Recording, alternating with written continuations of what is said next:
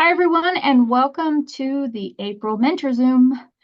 I have dropped the attendance link into the chat for you. If you're watching this recording, know that you can always find the links on the email that you found the link to the recording. So make sure that you click into the link and record your attendance.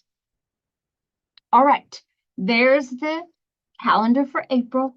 There should be a meeting the week of April 6th, the 13th, and the 20th. On the week of April 6th, we're going to finish up the lesson look-fors and talk about video curriculum mapping. And then the week of April 13th, going to talk a little bit about field trips because field trip season is a-coming this month and next. And then the last week in April, as always, is the debrief of the reading. Okay, so before we get to talking about each week specifically, I'm going to drop the link to the March classroom visit form so you can record when you did your March visit. If you haven't had a chance to do that March visit, it's no problem. You can do a double classroom visit in April if you prefer, or even move that last classroom visit into May. May's tricky, but if you've missed that March classroom visit, you can always reach out to me and I can help you problem solve with that. So I have dropped the link into the chat. Now I see a couple of teachers signing on. Hi, Tina. We are right now doing the user form for the classroom visit, but I'm going to go ahead and I'm going to drop the attendance link in for you so you can record your attendance. And then I'm also going to drop the March classroom visit form into the chat as well for you. So there those are, and I'll give you a couple minutes to get caught up. Specific question. If Yes. my mentee and I went somewhere together, does that count as classroom visit, or are we just strictly talking classroom visits? Typically, no. It would be good if you could spend some time in your mentee's classroom, if at all possible. That's the best case scenario. If your schedules are wonky and you just can't coordinate a date for you to spend a little time in her classroom, then you can count that as a classroom visit. So, but like I said, best case scenario would be an opportunity for you to spend an hour watching a lesson. Okay. And then were we supposed to do that in February? Because I did it in February. Yes. Okay. In a best case scenario, you would do a visit in February and then March and then April. Gotcha. And the idea behind that is to see different times during the day, delivering different content areas. For example, elementary teachers would have that opportunity to maybe see language arts, then maybe see math, then see writing. In the secondary world or the SPED world, you might see different groups of students. Maybe a secondary teacher might see first, third, and sixth period, because as we all know, dynamics change across the day and with different groups of students. So just to provide that best case scenario for mentoring, seeing 3 different groups of students would be good, or 3 different content areas. All right, so hopefully you've had a chance to mark your attendance and fill out the March classroom visit form. Like I just explained, in a best case scenario, you would do 3 classroom visits, seeing different groups of students in the secondary world or different content areas in the elementary world. And I've put up there the process to be out of the classroom if that's a best case scenario for you as a mentor to get out of your classroom into your mentee's classroom. There is subs available if you'd like. And there's the steps in front of you to reach out to me with the date, and then and then I provide a sign-in to you, and then you would return that sign-in to me, and with the sign-in on the email, there are the directions for you to fill out your time card. So just know that there's lots of flexibility in getting out of your classroom into your mentee's classroom, but the steps to have a sub are in front of you right there. Okay. So every single month, we've been shining the spotlight on different areas of those lesson look-fors. We talked a little bit about that learning target. What do you want students to know or be able to do? We talked about that engagement and how the engagement should match the learning topic. We talked about checks for understanding and all the different ways that a teacher can check for understanding. And today, and the month of April, we're going to be talking about closure. As well as during the week of April 6th, we're going to talk a little bit about curriculum mapping for next year. And hopefully you'll have an opportunity to set up the classroom visit for April during that first week in April. So let's talk a little bit about closure now. I'm kind of a stickler for closure. I think it's really important to close a lesson. And the reason is that research shows that the brain remembers first and last best. So forgetting to close the lesson is a missed opportunity to reinforce the learning. So that's why I included on the lesson look-fors, because that closure is, again, that opportunity to reinforce any learning. Now, closure can look lots of different ways. I put a couple of my favorite ways to close a lesson. It could be an exit ticket. It could be a little bit of reflection, journaling, that 3-2-1 format that you're going to see on the resources that I'm going to drop into the chat here in just a second. But by far, my favorite way to close a lesson is just reinstating the learning. You know, today we learned about such and such, and this is what I wanted you to take away from this lesson. Because again, that sometimes that reinforcement of the lesson is an opportunity for students to absolutely walk away with what you wanted them to know or be able to do at the end of that lesson. So now there's lots of ways for closure. And I have a couple resources that I'm dropping into the chat right now. The first one is called 39 Ways to Leave a Lesson, and it has 39 different ways to close a lesson. So this is a great document to present or share with your mentee, because as your mentee is they're developing their teaching style. And this document has 39 different ways that they can give a go to see what fits their teaching style. Everyone's different. Everyone might lean towards a different way. So this document will just give your mentee some different ways to think about that closure in the lesson.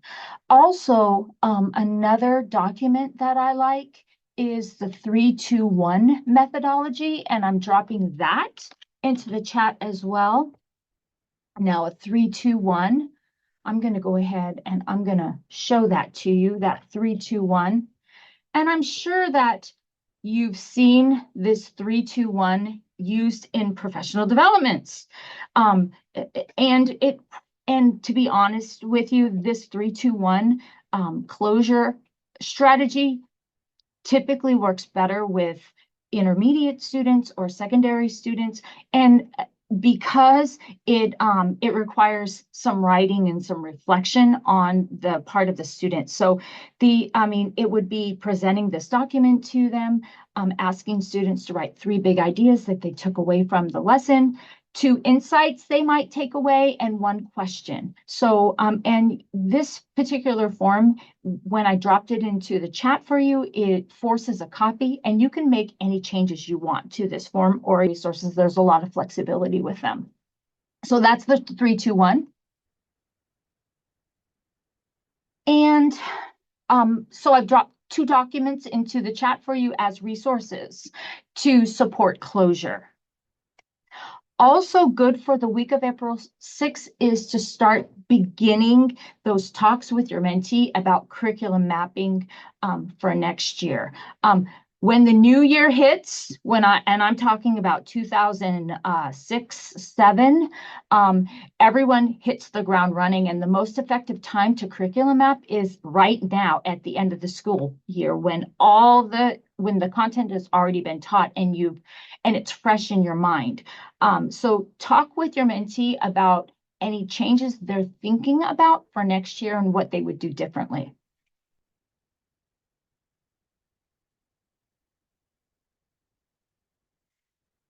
Moving on to the week of April 13th. Like I said before, field trip season is a-coming. And every site has different parameters around field trips or end of the year things that happen at your sites. I've designated this week for starting that conversation about end of the year expectations and what field trips look like for teachers at your site. As veteran teachers, we know what needs to be done. However, new teachers, they really don't. So be super specific about what teachers are going to be required to do at the end of the year, as well as all the things that happen around a field trip. Also, this is a good week to debrief the April classroom visit. If you've done that classroom visit by the week of April 13th, take some time to debrief. So this particular slide is specific to special ed students. One thing Kathy Kibling used to always say is, remember that special ed students are general ed students first. So busing and supervision always need to be considered for special education students. Also, special ed students cannot be excluded from field trips. So again, busing and supervision always need to be considered. Is the supervision a parent or a para? Is it overnight? If the para is the supervisor, you'll want to connect with your SPED coordinator to plan for pay outside of the normal workday. Your SPED coordinator will help you problem solve all the logistics, and also know that if a SPED student decides to not go on a field trip, it is the responsibility of the teacher to provide an activity that matches the learning objective of the field trip. So there are some special parameters around SPED students and field trips, and your coordinator can help you navigate those logistics. Okay, so now you've gone into... Yes. Can I yes. toss in a perspective on that too? Yes. The perspective being that gen ed teachers probably need to know more about that than, I mean, SPED teachers, we know about it, but gen ed teachers really need to know about those requirements. Mm-hmm. So.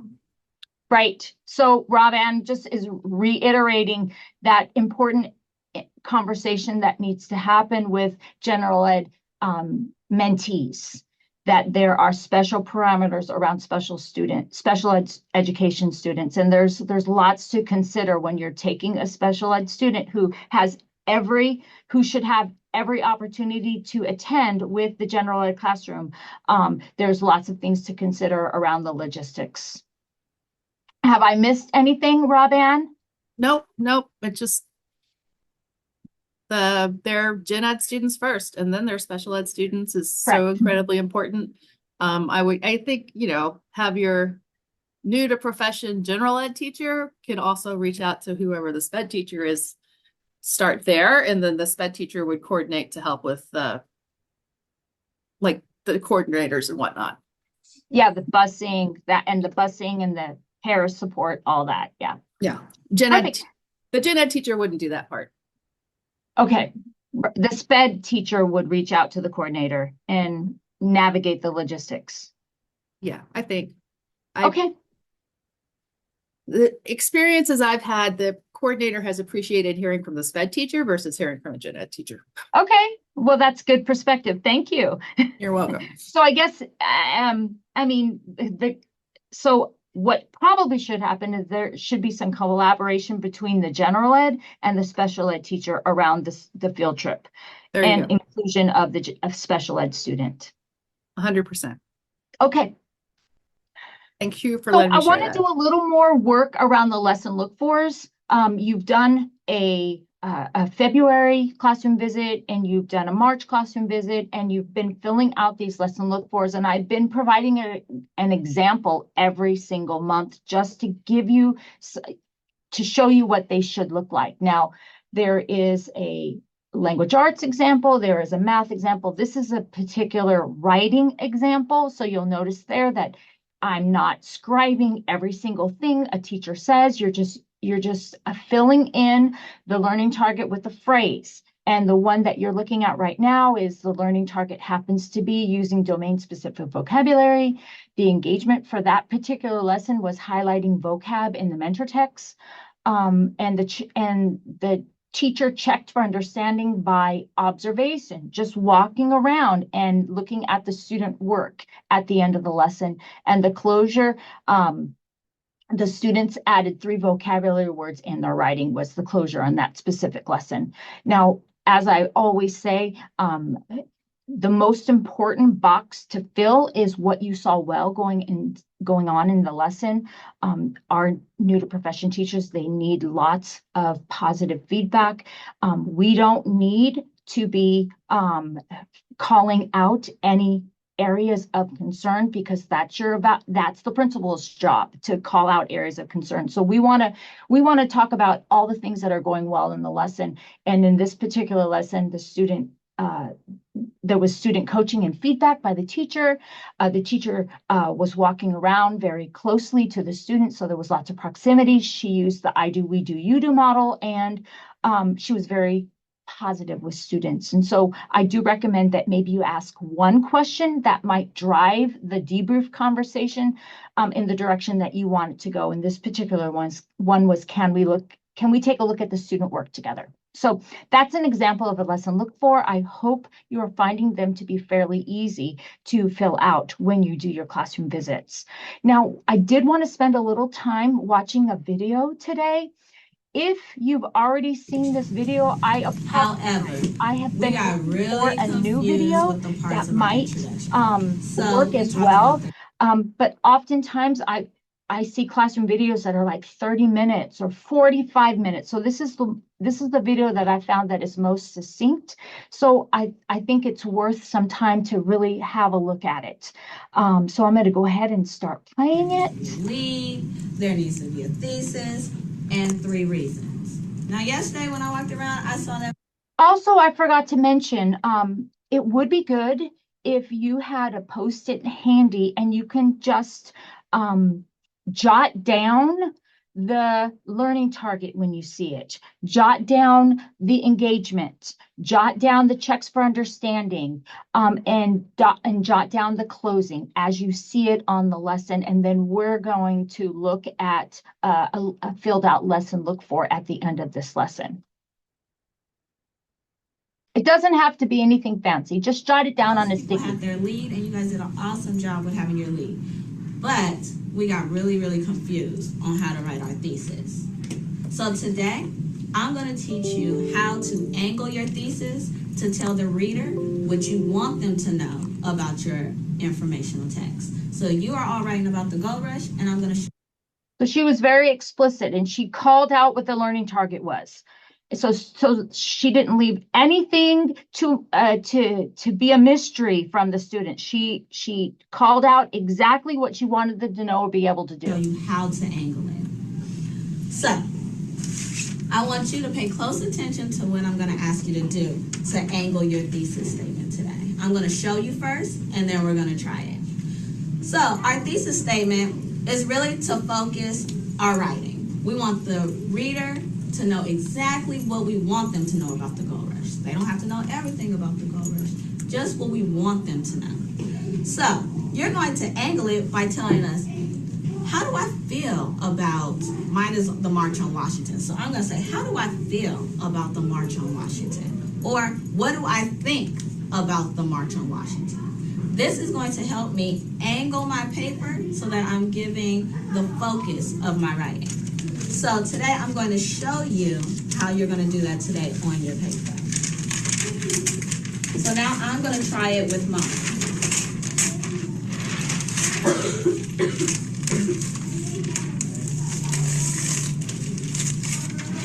So I'll put this one up here so you can see it. So when I'm writing my content essay, you are all going to do this in your writer's notebook when we start practicing. You're going to write your thesis. So you always write on your notebook content essay first, and then I'm going to write thesis statement. Because I need to make sure that you are angling your statement. Now, I know that when I have my writer's notebook and I have my notes in my folder, I have my ahas, right? And so in my aha notes, I had lots of facts that told me lots of things about the March on Washington when I read about the March on Washington. So now I want to think, what do I want the reader to really know? And when I think about what I want them really to know, I'm going to ask myself, what do I think about the March on Washington? What do I think is important? So what I think about the March on Washington, and you're going to start with either I think or I feel. So you think I think or I feel. So I think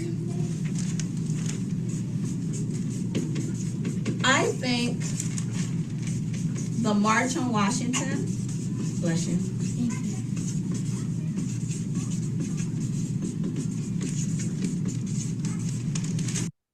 So she's giving them some explicit instruction with some modeling, and she's doing a lot of think aloud. So that engagement piece is that modeling.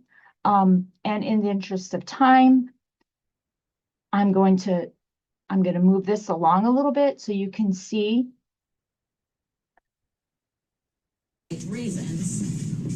So now she's giving those reasons. Again, she's giving them that. And in my reasons, I have modeling. My first reason. One of them was here. The March on Washington gave people hope. So that told me that it was helpful to African Americans, so I'm going to write it. I'm going to write first. I'll write the first reason.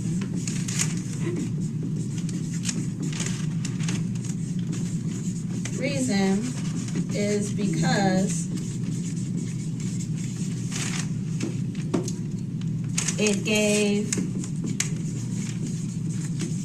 hope. Oops, sorry. To people. Next, so that was my aha that fit with being helpful. Next, I have another one that said the March on Washington helped change the laws, and it helped African Americans. So this reason fits with my thesis. So I'm going to write the second reason. So she's going to continue modeling and doing those and modeling that think aloud piece. Is because it brought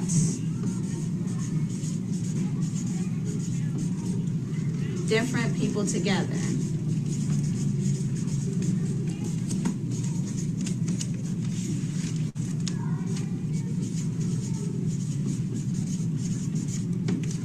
Now, I want you to stop and I want you to notice.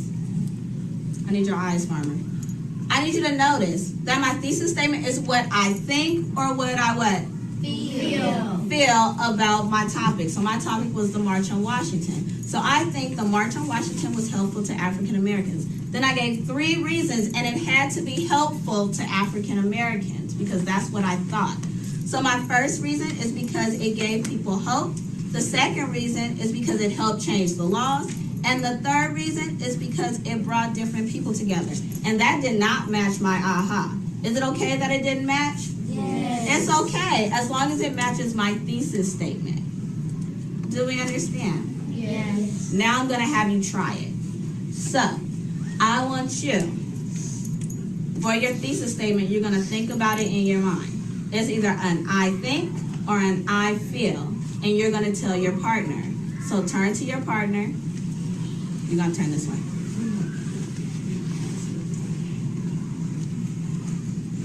Thank you, Farmer.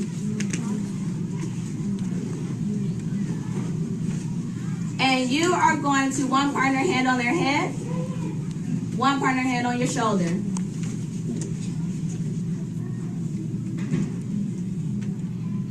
Sabrina and Jalen, thank you for being partners.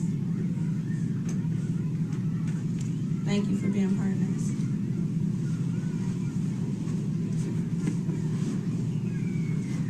Person with your hand on your head, you're going to go first with your thesis statement. You either start with I think or I feel about your gold rush. Go.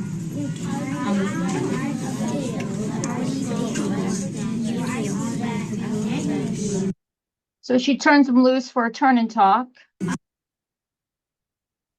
African American gold rush. It is to be about the gold rush. Is that people that I feel about the community is sometimes when it's not no people hearing each other and that's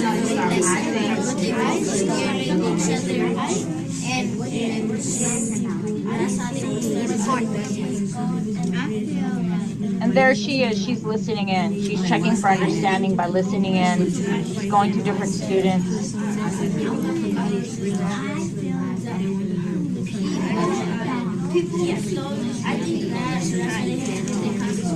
I would have liked to seen her go to the back of the room, but I don't think she can get through. I think those are big bodies on the carpet. But I would have liked to seen her go all the way around and listen in 4 groups. But I think she's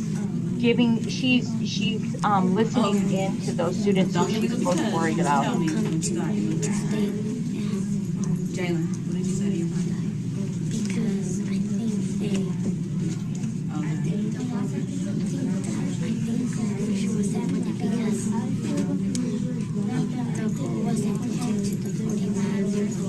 Scholars, you have 5, 4, 3, 2, and 1.